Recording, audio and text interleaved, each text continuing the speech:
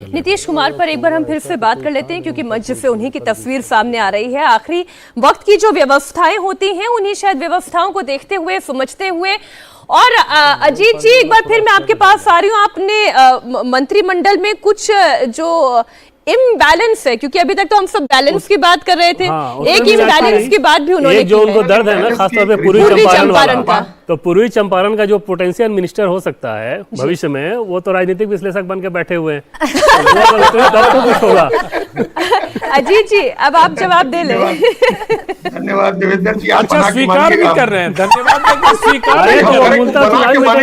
पहले चुनाव लड़ चुके हैं, जर्नलिस्ट बाद में बने हैं। हाँ वही मतलब स्वीकार भी कर रहे हैं। अरे अजीब। बिल्कुल बिल्कुल बिल्कुल बिल्कुल नहीं, रीजनल इम्बैलेंस हम इसलिए कह रहे हैं कि वो ये 9 एमएलए जीते हैं वहां, और जो जेडीयू के 2 लोग जीते हैं उसमें एक भूमिहार है महिला शालिनी मिश्रा और दूसरे वैश्य समाज के हैं विशाल साह जो नरकटिया से जीते हैं।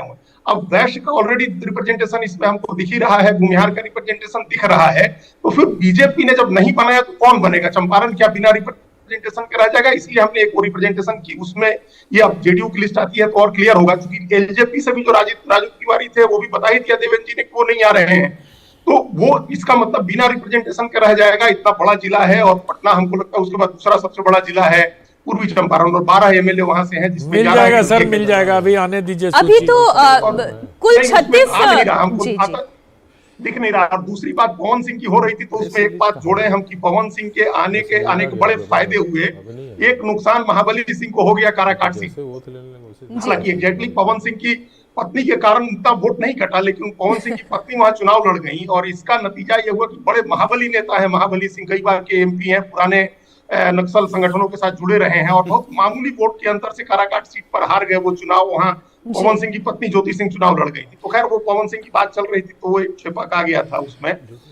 ये जो रीजनल और जो इम्बैलेंस की हम बात कर रहे हैं ना, ये हमको बहुत दिख रहा है, इसलिए हम मुजफ्फरपुर से देख रहे हैं कि 2 लोग हैं इसमें। नहीं, मैं तो सर इसमें ये ऐड कर रही थी कि देवेंद्र बता रहे हैं कि अभी तो कुछ मंत्री शपथ ले रहे हैं, अभी और मंत्री शपथ लेंगे कुछ समय के बाद, हो सकता है उसमें पूर्वी चंपारण के जीते हुए विधायकों का नाम भी शामिल होगा। जैसा देवेंद्र जी बता रहे हैं कि मतलब बिना किसी सदन के हुए भी मंत्री बन रहे हैं लोग, तो हो सकता है जो लोग मतलब एग्रीकल्चर गेस्ट हाउस में बैठे हों उनका भी नंबर आ जाए।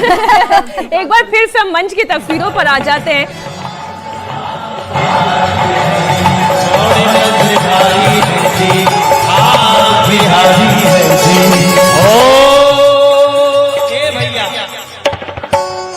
हमारे बीच में प्रदेश अध्यक्ष भाजपा दिलीप जायसवाल जी आपके बीच में उपस्थित हुए हैं, आप सबका अभिवादन स्वीकार कर रहे हैं।